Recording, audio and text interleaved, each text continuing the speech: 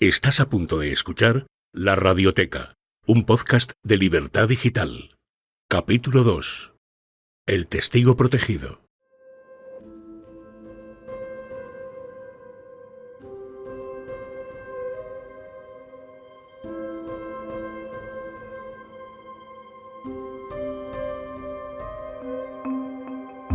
Para resumir todo lo que les hemos contado en el primer capítulo, vamos a recurrir a un vídeo que se publicó en el año 2015. 3 miembros de la Fundación Ada Mujer empezaron a dar voz en YouTube y en las redes sociales a esas denuncias que les llegaban de familias afectadas por la Dirección General de la Infancia de Cataluña. Yo no tengo ningún hijo que me puedan quitar. Yo no tengo ningún hijo menor que la degalla me pueda quitar. Comunicado número 1 de Ada Mujer, Asociación para la Defensa y Asesoramiento de la Mujer y la Familia. La degalla es un organismo digno de estudio. El miedo se percibe en su interior.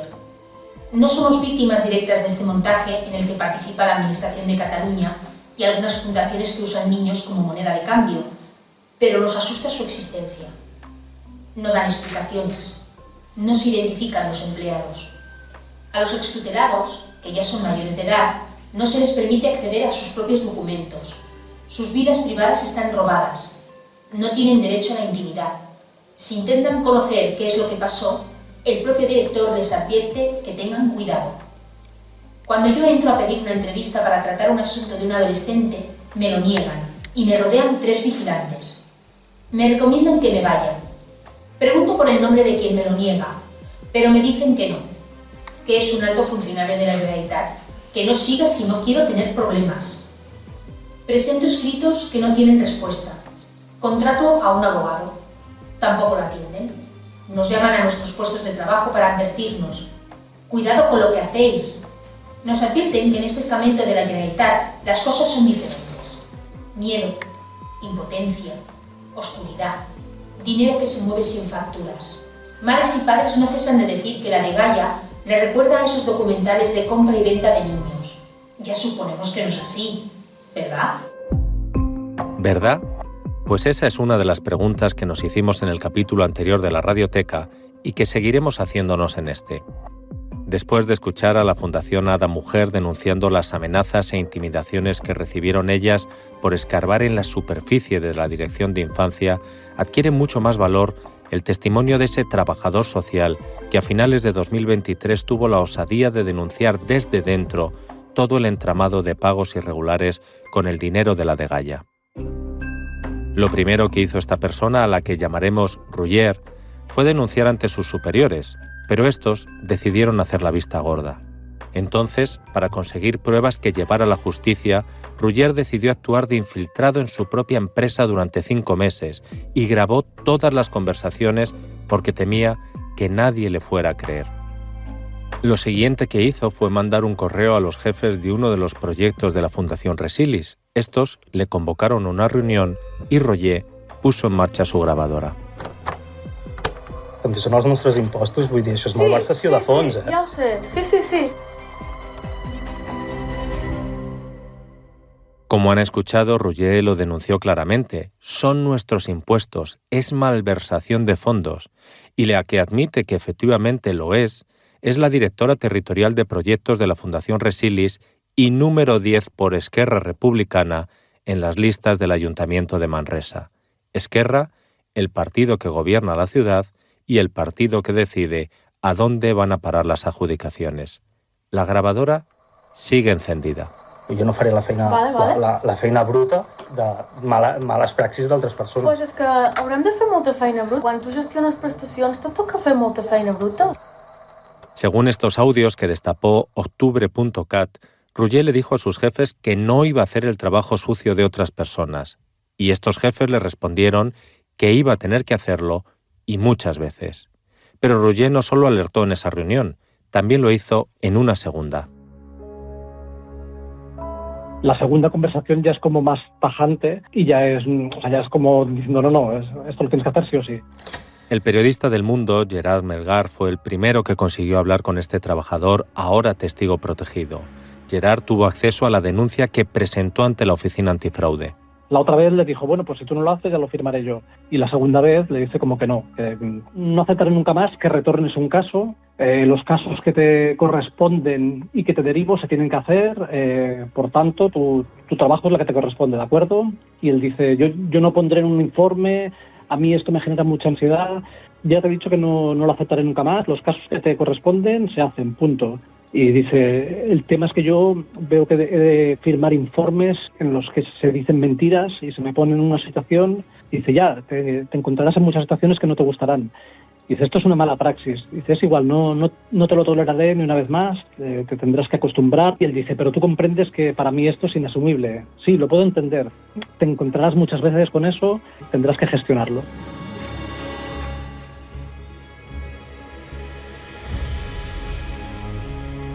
Él estuvo amenazado por haber dicho que pues, una persona de las que él llevaba no estaba cumpliendo los requisitos y esa prestación era indebida. A partir de ahí es cuando él luego ya lo pone en conocimiento de los superiores, no le hacen caso y ya va a la oficina antifraude. En la oficina antifraude él pues explica todo el tema, él ya está de baja, además ya había cogido la baja y entonces le dan la catalogación de protegido. En mayo de 2025, Rouget habló también con un periodista de La Vanguardia y ahí hizo esta confesión que les vamos a leer. Había días que me despertaba por la noche temblando y eso era miedo, auténtico miedo. Miedo a que me mataran incluso, aunque suene fuerte. Era consciente de que detrás de todo hay gente poderosa. No quiero dramatizar, pero tengo repartidos entre familiares y amigos lápices de memoria con documentación y grabaciones por si me pasara algo. Gracias al sacrificio de este testigo protegido de la Oficina Antifraude, se pudo acusar públicamente a la Fundación Resilis de falsificar informes para ocultar pagos irregulares a menores tutelados y de ocultar cobros por plazas fantasma. 3 días después de saltar el escándalo, Resilis emitió un comunicado asegurando que cuando su empleado denunció, ellos actuaron de inmediato. Para demostrarlo, la fundación dijo que había contratado a Judilex, una empresa externa a la que encargó investigar las posibles irregularidades que se pudieran haber cometido, y que Judilex acreditó que no se cometió ninguna.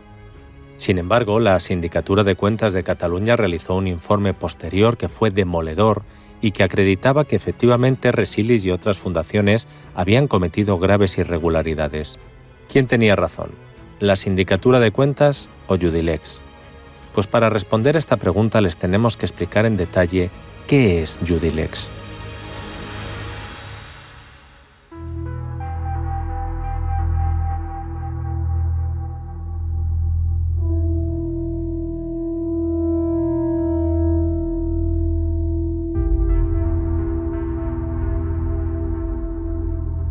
Judilex es una empresa que fundaron 2 jueces catalanes. Antes de que saltara el escándalo de los cobros por menores ficticios, la Fundación Resilis ya había contratado a Judilex para que le hiciera su compliance penal, es decir, para que vigilara que no se cometieran infracciones que pudieran afectar a su reputación. Cuando llegaron las primeras denuncias, la Fundación Resilis le encargó el informe para limpiar su nombre a la empresa que debía vigilar que nada hubiera ensuciado su nombre. ¿Qué hizo Judilex? Lo que se esperaba de ella, decir que ahí no había pasado nada. Por cierto, la cartera de clientes de Judilex es de lo más curiosa.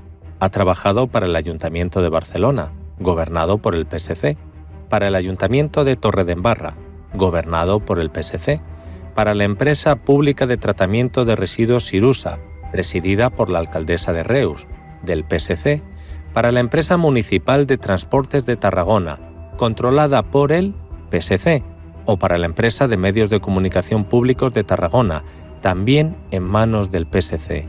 Y todo esto lo ha hecho una empresa llamada Judilex y que se dedica a hacer limpieza de las cloacas socialistas. Una empresa privada que funciona como una estructura paralela al PSC, que es pagada con los impuestos de todos los catalanes y cuya función es librar de condenas penales por corrupción a las administraciones públicas gobernadas por ustedes, por los socialistas, limpiar los rastros de una posible corrupción.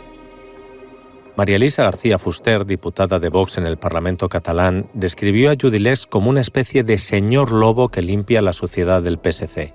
En el caso que nos atañe, los socialistas compartieron su empresa de limpieza con sus socios de Esquerra Republicana de Cataluña. ¿Por qué? Pues porque la presidencia de Salvador Illa depende ahora mismo del apoyo parlamentario de Esquerra, exactamente igual que la de Pedro Sánchez, y porque el caso de la Degaya se ha convertido también en el problema del PSC. Se lo voy a explicar. Lo primero que hizo Salvador Illa al mes de tomar posesión como presidente fue cambiar a la cúpula de la Dirección de la Infancia. Lo curioso es que como directora y subdirector nombró a 2 personas que llevaban años y años vinculados con la Degaya, es decir, a 2 viejos conocidos, cuando lo que necesitaba precisamente esa institución era sangre nueva y abrir las ventanas. Lo llamativo es que los nombrados no duraron ni 6 meses en el cargo. El gobierno de Illa nunca nos ha explicado por qué les destituyó. Algunos medios vincularon su cese a un documental que horas antes había emitido TV3 sobre la situación de menores inmigrantes. La consejería lo único que dijo es que la decisión se había tomado semanas antes. ¿Semanas antes? Pero si los destituidos solo llevaban 24 semanas en el cargo, un poco más, y habrían decidido echarles antes de nombrarles. ¿Qué ocurrió? No lo sabemos. Lo que sí sabemos es que las destituciones tampoco sirvieron para zanjar la polémica. Así que, como no podían tapar el escándalo de la Dirección de la Infancia, decidieron cambiarle el nombre. Ponemos en marcha un plan de transformación integral que pasa por la supresión de la antigua Degaya y la creación de una nueva Dirección General de Prevención y Protección a la Infancia.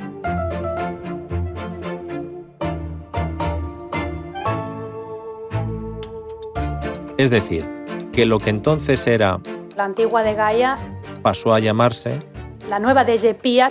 ¿Se acuerdan de Mr. Proper? Aquel genio limpiador de baños que tuvo que cambiar su nombre por temas comerciales. Mr. Proper fue al principio, ahora se llama Don Limpio. Solo cambia el nombre. Por dentro es el mismo. Mr. Proper es Don Limpio, Don Limpio. Una aclaración.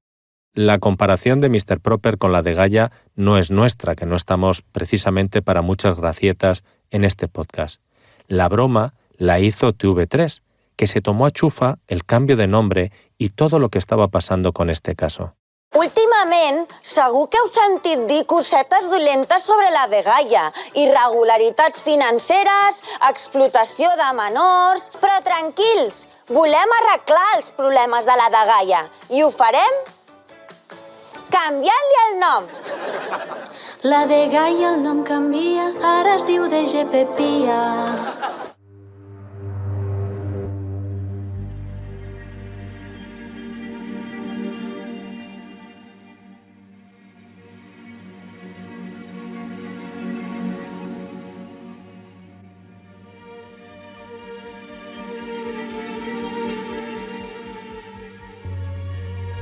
Tapar 15 años de escándalos y mala gestión no se consigue ni con ridículos cambios de nombre, ni con amenazas de muerte, ni con señores lobo a la catalana. Por eso al PSC, Junts y Esquerra no les ha quedado más remedio, tras estallar el último caso conocido de pederastia, que aceptar una comisión de investigación en el Parlamento de Cataluña. Eso sí, una comisión controlada por los 3 partidos cuya gestión se debe auditar. El presidente de la comisión es del PSC, la vicepresidencia es para Esquerra y la secretaría para Junts. Que la comisión sobre las posibles irregularidades en la Degaya la estén dirigiendo los mismos partidos que han controlado la Degaya durante la última década se ha hecho notar desde el principio, y de momento hay que decir que esta comisión no está sirviendo para arrojar algo de luz a tantos años de oscuridad. Un ejemplo, pese a que lo pidió la CUP, ni siquiera incluyeron en la lista de las comparecencias iniciales al trabajador social testigo protegido, que fue el que destapó todo el entramado. Nosotros sí llamamos a Roger. De hecho, teníamos pactado una entrevista con él, la primera que iba a conceder a un medio audiovisual. Iba a responder a las cuestiones fundamentales de esta historia. Todo estaba listo, todo estaba preparado, hasta que ocurrió algo que cambió el desarrollo de este podcast.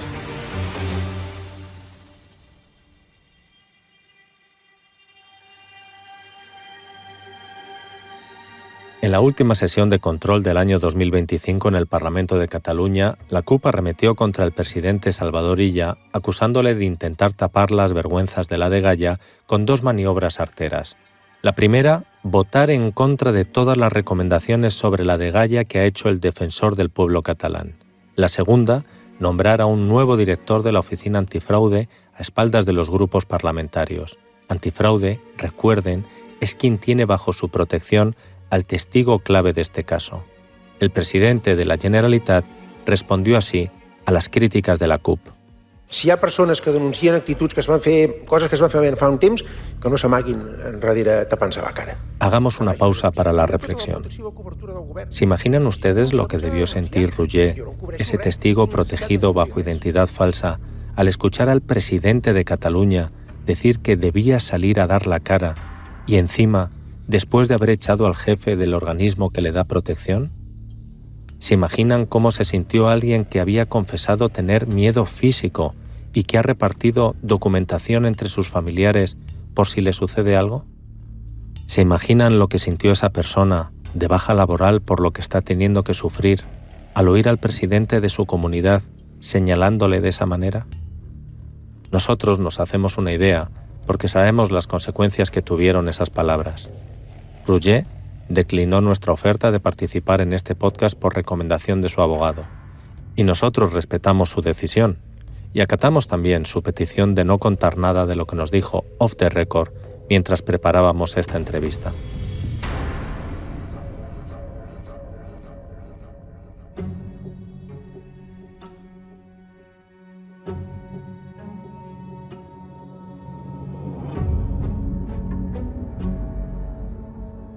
Después de todo lo que han escuchado, puede que alguno de ustedes se esté preguntando ahora mismo ¿dónde está la Fiscalía en todo este asunto? Carmen Cabestain es profesora y presidenta de la asociación No al Acoso Escolar. Lleva años recogiendo testimonios de madres, menores y trabajadores de los centros tutelados. En el año 2023 solicitó una entrevista con la degalla. Sigue esperando. En 2024 hizo lo mismo con la Fiscalía General del Estado. La entrevista se la concedieron un año después, el 13 de diciembre de 2025. Cuando nosotros hablamos con ella, le preguntamos si había salido satisfecha de aquel encuentro. No salí en absoluto satisfecha porque no nos sentimos escuchadas.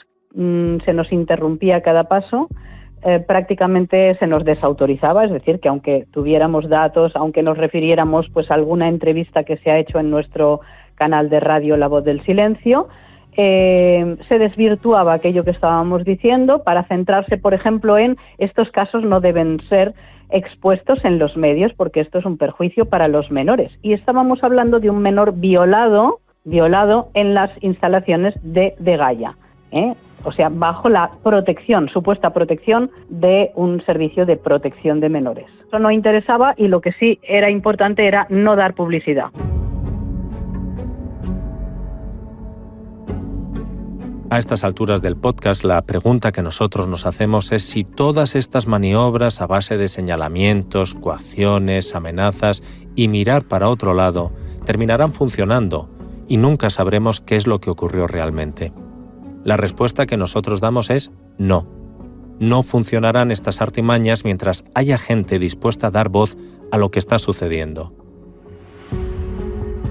Hay tal acúmulo de datos y en ocasiones también de pruebas que eso es incontestable y sobre todo porque también hay coincidencia en todos esos testimonios. Cuando todas estas mamás coinciden en lo mismo y no tienen vinculación entre sí, digo yo que habrá que deducir, ¿verdad?, que alguna parte de verdad tiene que haber. Pero en cualquier caso, eso no nos corresponde a nosotros determinarlo. A nosotros nos corresponde denunciar esos hechos y a partir de ahí que alguien haga la investigación correspondiente y sobre todo sancione a quien tenga que sancionar, porque las investigaciones ya sabemos que se hacen. Ahora en Cataluña se ha abierto una comisión de investigación y todos sabemos o intuimos qué es lo que va a pasar con esa comisión de investigación, donde están precisamente los grupos parlamentarios que gestionaban la degalla, uno de ellos, y el otro pues es el socio actual de gobierno. Así que blanco y en botella. Como ven, Hay pocas esperanzas en que la comisión de investigación sirva para algo. Sin embargo, hay gente que no tira la toalla. En el mismo Parlamento catalán, el líder popular Alejandro Fernández arremetió así contra Salvador Illa por estar tapando, según él, toda esta inmoralidad. El escándalo de la Dgaia es uno de los episodios más repugnantes y nauseabundos de la historia reciente de Cataluña. A la corrupción perfectamente organizada, clientelismo, puertas giratorias, prórroga ilegal de contratos, facturas falsas por doquier, se añade lo más inmoral sin duda, tutela deficiente de niños y adolescentes con abusos y pederastia constantes. Realmente estremecedor. Su gobierno, señor Illa, no es directamente responsable de estos actos. Fue el gobierno anterior, apoyado y sostenido, eso sí, por ustedes, que evidentemente miraron siempre hacia otro lado con un muy bajo nivel de exigencia, a pesar de que hacía muchísimo tiempo que sonaban todas las alarmas. Ustedes no son responsables, efectivamente, pero sí se tapan mutuamente las vergüenzas. Se trata de una reedición de aquel legendario oasi català sociovergente que reventó con el 3%, pero digamos que en una nueva versión tripartit 2.0. Comuns, Esquerra, PSC, con el siempre ambiguo y extraño papel de Junts per Catalunya. Su respuesta al escándalo, señor Illa, está siendo tímida e insuficiente desde hace demasiado tiempo. Maquillar un poco por aquí, a ver si pasa el tiempo y el asunto escampa. Por no hablar de su comisión de investigación fake. Ustedes se la guisan y ustedes se la comen. Y lo más preocupante de todo, siguen renunciando a acudir a la justicia con el demoledor informe de la Sindicatura de Comptes. ¿Por qué? ¿Qué temen que ocurra? ¿Qué temen que se descubra? Así no, señor Illa, así no. Jo no tapo res a ningú. No tapo res a ningú. La política de menors és de les més complicades que hi ha. És molt més senzill fer una carretera, ampliar un aeroport o fer un hospital nou. I, alerta, amb un error amb aquesta política pot desmuntar una vida. I Catalunya aquí està fent les coses bé. Aquí hi ha hagut errors administratius. No, jo no tinc cap evidència que em porti... No tinc cap evidència.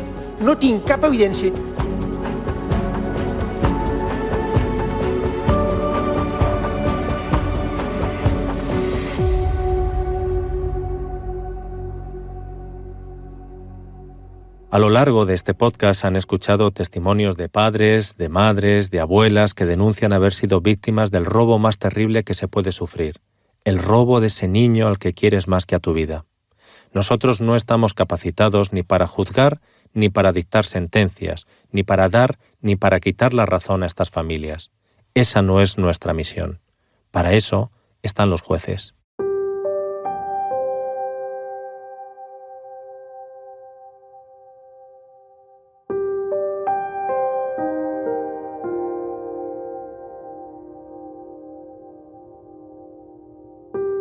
El 14 de julio de 2023, una juez marcó un antes y un después en Cataluña a la hora de abordar los casos de retirada de custodia de un menor a sus padres. En una sentencia pionera, la juez Isabel Jiménez señaló que la Dgaia había actuado de manera arbitraria al enviar a un niño a un centro de menores. Además, hizo algo insólito.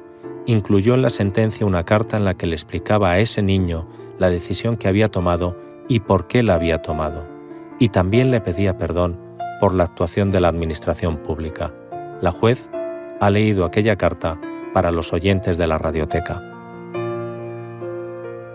Apreciado Carlos, soy Isabel, la jueza que ha decidido sobre dónde y con quién tienes que vivir. Los jueces tenemos la obligación de proteger los derechos de los niños y las niñas. Has sido muy valiente explicando lo que te ha pasado. Con esa información puedo decirle a los organismos públicos que tú eres quien ha sufrido violencia y que no han sabido protegerte. Quiero que sepas que tus explicaciones no solo nos han ayudado a tomar esta decisión, sino que también ayudarán a otros niños, niñas y adolescentes que se encuentren en una situación parecida. Tu mamá también ha sido muy valiente apoyándote en todo momento y luchando para que dejen de hacerte daño y te ayuden quienes tienen la obligación de dar esa ayuda.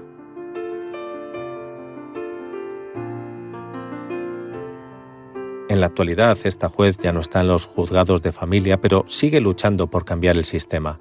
Ya ha conseguido ganar una primera batalla muy importante. Si un juez dicta en primera instancia a favor de los padres, el niño deberá regresar automáticamente con ellos mientras dure todo el proceso judicial.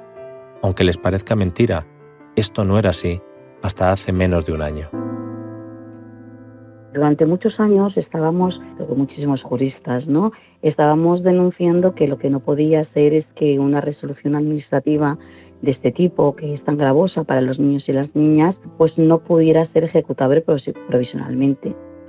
Isabel Jiménez, jueza sustituta en los juzgados de Barcelona. ¿Eso qué significaba? Significaba que la resolución administrativa se dictaba y luego, aunque por los padres se opusieran a esa resolución administrativa y se llegara a un juez y este juez resolviera incluso a favor de la petición de los padres y que el niño o la niña regresara a casa de sus padres, esa resolución no se podía ejecutar provisionalmente, lo que significa que hasta que no fuera firme, o porque la Dirección General de Infancia no recurriera, o porque la audiencia, o si llegan al Supremo, el Supremo dijeran y dieran la razón también a los progenitores, ese niño o esa niña continuaba dentro de ese centro de menores o con esa familia de acogida.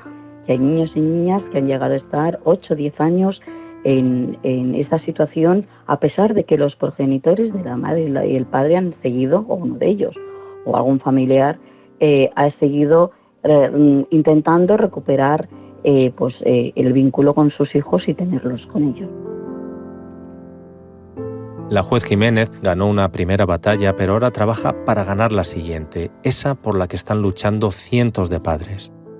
No es un sistema garantista. El que sea únicamente los técnicos quienes eleven una resolución administrativa y esa resolución administrativa no pase por las garantías judiciales, ¿no? Porque haya un juez que escuche a las partes, que escuche a los niños y a las niñas, sobre todo, a los progenitores, a otras partes también de la familia que quizá a los abuelos, a unos tíos que podrían hacerse cargo en algunas situaciones determinadas para ver si efectivamente procede o no procede ese desamparo que se está pretendiendo. Claro que hay fallos, todos nos podemos equivocar, obviamente. Lo que tenemos que tender es a intentar evitar que esto ocurra. Es decir, si nosotros tenemos personal preparado, si tenemos herramientas, si los informes que se realizan son informes objetivos, si además se escucha no solo a los familiares una vez que se ha tomado una decisión, se propone una decisión, llegáramos a un juzgado y donde se revisara este expediente por otra persona, por un juez o una jueza, yo creo que está claro que el sistema ganaría mucho y sobre todo protegeríamos a estos niños y estas niñas que tienen derecho a ser protegidos.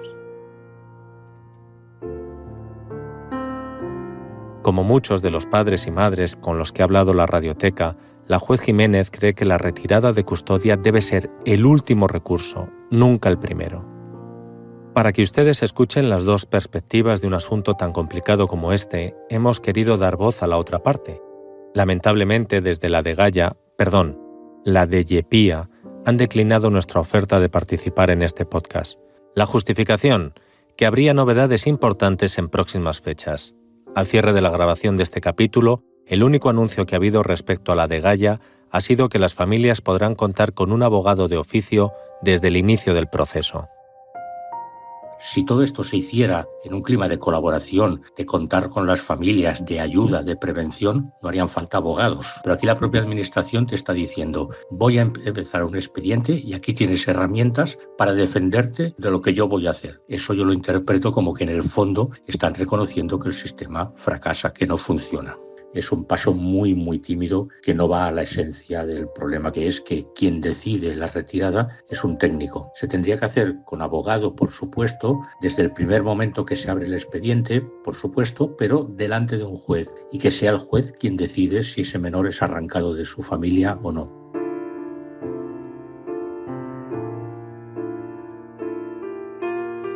Y como nadie de la dirección actual ha atendido nuestra petición, hemos tenido que recurrir a lo que dijo en el pasado Esther Cabanas, cuando aún era la jefa de la Dirección de Infancia. Ella no opina lo mismo que los padres o que los jueces. Tengo la sensación de que todo el mundo piensa que esto es la República Bananera, que hacemos lo que nos da la gana. Y esto no es así. Cuando lo hacemos es porque tiene que ser así. Y siempre, siempre, siempre está en una resolución. Y te aseguro que está tiene muchos más fundamentos de derecho una resolución de tutela de la Generalitat de Cataluña que una sentencia judicial. La juez Isabel Jiménez no ha podido dejar pasar la afirmación de Esther Cabanas. La cuestión no es cuántos fundamentos jurídicos tiene una resolución administrativa, ¿no? Aplicar la ley no es lo mismo que el control de legalidad.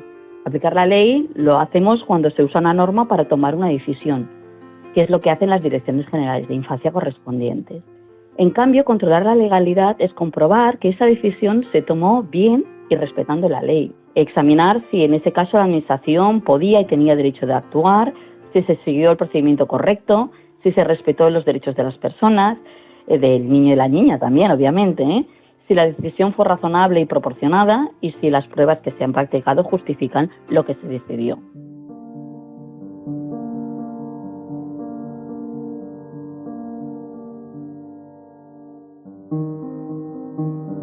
Estamos terminando ya, pero antes quiero presentarles a otros dos pioneros, dos periodistas que no miraron hacia otro lado ni tampoco pusieron excusas. Jesús Martínez y Gustavo Franco estuvieron investigando durante un largo año el caso de una inmigrante a quien en 2001 los servicios sociales de la Generalitat le quitaron la custodia de su hija cuando apenas tenía 1 año. La madre no se resignó, denunció, recurrió y recurrió para finalmente ganar en los tribunales la demanda y recuperar a su hija. Jesús y Gustavo asistieron al juicio y ese es precisamente el punto de partida del libro Molly, Historia de los centros de menores en Cataluña, publicado allá por el año 2010. En un principio, plantearon la historia como un reportaje de investigación, pero recibieron tantas presiones que se vieron obligados a ficcionar el relato. Publicaron esta historia real como si fuera una novela, porque de no haberlo hecho, hubiera supuesto su ruina. La libertad de expresión tiene un precio, ¿no? Un precio económico. No hablo de metáforas, ¿no? Tiene un precio económico. Gustavo Franco, autor del libro Molly, Historia de los centros de menores en Cataluña. Si quieres luchar por la libertad de expresión, tienes que pagar abogados. Y si no estás dispuesto a correr el coste económico que conlleva, pues te afrontas a la posible inhabilitación profesional. Desde el principio, por supuesto que tuvimos rechazo de las autoridades. Lo que pasa es que, bueno, no te lo dicen frontalmente, ¿no? Pero te envían indirectas o te dicen que lo que estás haciendo, cuidado, porque puede traer consecuencias. En esta casa lo sabemos de sobra. Sabemos que la libertad de expresión tiene un precio muy caro. Y conscientes de ello, hemos creído que nuestro trabajo consiste en contarles a los oyentes de la Radioteca que cientos y cientos de familias llevan años denunciando que el gobierno de Cataluña les está arrebatando de forma arbitraria y voraz la tutela de sus hijos, y que al hacerlo se engorda un negocio que mueve de forma opaca muchos millones de euros. Y lo más terrible, que el desbordamiento del sistema de la protección a la infancia hace que menores tutelados caigan en manos de pederastas sin que la administración que los tiene que cuidar se dé cuenta hasta que ya es demasiado tarde.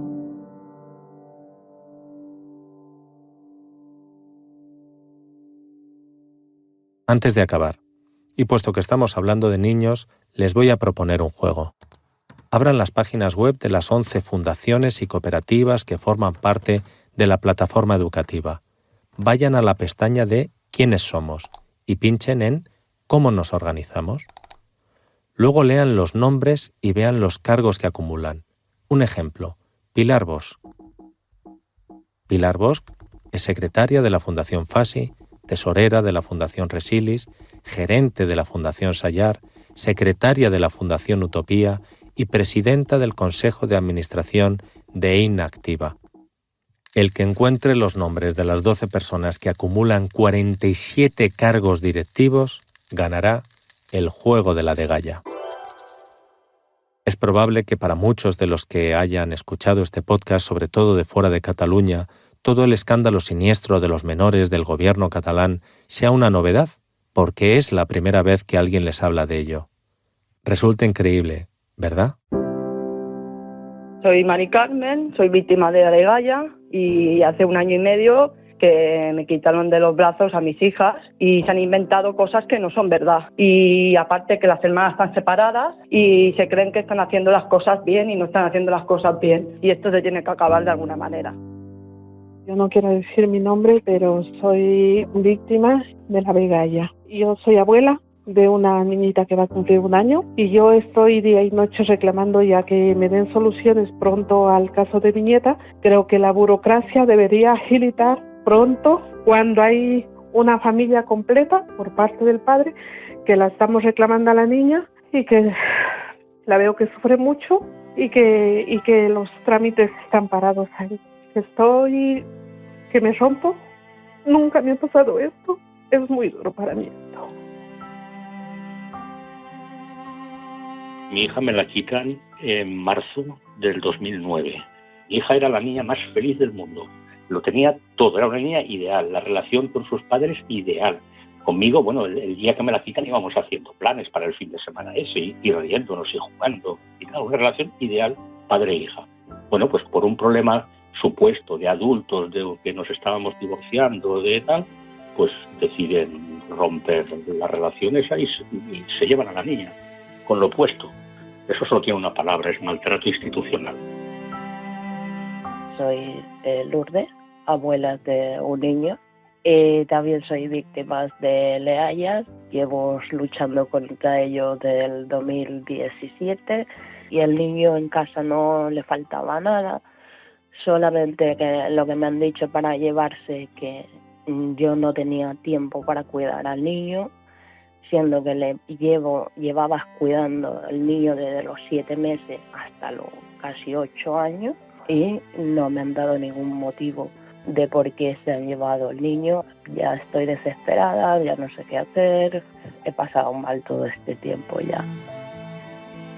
Soy Mónica, soy víctima de la degalla, conjunto UNAS. Todo empezó el 19 de noviembre del 2019 por denunciar al colegio por acoso escolar. Desde los 3 añitos hasta los 9 le ha llegado a romper el brazo, el tabique nasal, le ha tirado por la escalera, le ha roto una paleta, él ha llegado a pegar cabezazos y los profesores han mirado para otro lado. Y la inspectora me dijo que se le pegaba a mi hijo. No se le estaba pegando a otro crío, me tenía que jorobar. Y UNAS ha llegado el momento de decir me suicido, de poner un pie en la ventana. Me encontré en la situación que de la noche a la mañana la inspectora me indica de que si mi hijo no va al colegio, mi hijo iba a pasar a la degalla. Yo lo cambio ese mismo día de colegio y en ese colegio, sin un orden judicial, sin ninguna medida, llega a degalla y lo secuestra.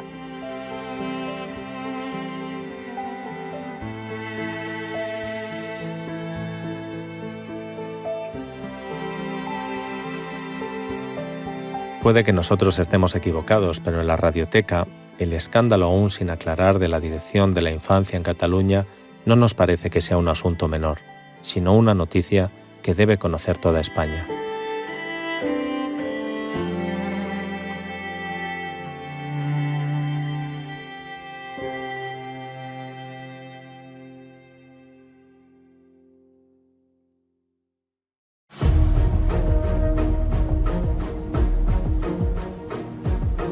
Dirección y guión, Dieter Brandau. Subdirección y edición, Nieves López Gamonal. Redacción, Borja Medina. Realización, Alberto Abengózar. Voces, Juan Pablo Polvorinos, Asier Rivera y Lucía Prieto. Imagen y diseño, Antonio Poveda. Agradecimiento especial a Gerard Melgar, periodista del diario El Mundo. Francisco Cárdenas, presidente de la Asociación para la Defensa del Menor, APRODEME. Carmen Cabestein, presidenta de la Asociación NACE, No al Acoso Escolar. Isabel Jiménez, juez sustituta en los juzgados de Barcelona. Gustavo Franco y Jesús Martínez, autores del libro Molly, Historia de los Centros de Menores en Cataluña. También a nuestro Pablo Planas, por toda la ayuda prestada, y especialmente a todas las decenas de familias que han querido compartir su historia y su dolor con nosotros.